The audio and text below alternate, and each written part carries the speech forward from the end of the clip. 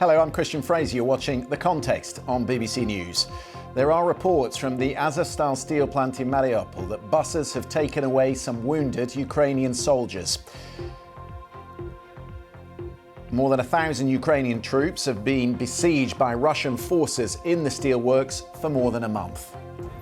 Can the Prime Minister unlock power sharing in Northern Ireland? He's been in Belfast today to discuss the standoff over the Northern Ireland Protocol.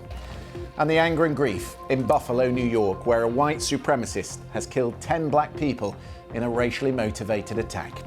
Tonight, with The Context, from Rome, the former EU foreign policy advisor Natalie Tucci and the Republican Party strategist Ron Christie joins us from Washington.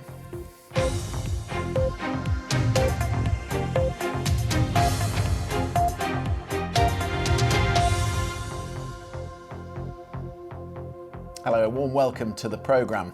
The news emerging from the steel plant in Mariupol is hard to verify, but it does seem tonight, from the reporting of several news agencies, that the most severely wounded Ukrainians have been taken out of the plant.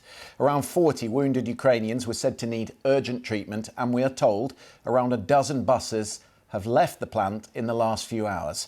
The Russian Ministry of Defence said those troops that do surrender would be taken to hospitals in a nearby town in separatist-held Ukraine, where they will become prisoners of war. We'll keep across that and bring you details as we get it.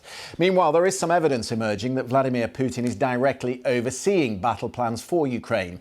Western intelligence sources believe the Russian president, together with his military chief General Gerasimov, are intervening in day-to-day tactical operations and are making decisions that would normally be made by more junior officers.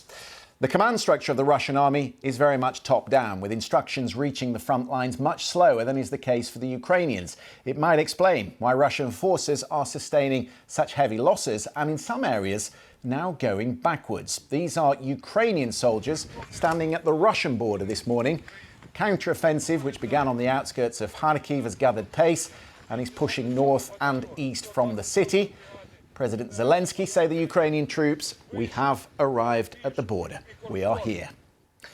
The remnants of the Russian brigades that were beaten back around Kharkiv are now being redeployed further south to Izium, the gateway to Donbass. It sits just above the main body of the Ukrainian forces that are still holding back Moscow's eastern push.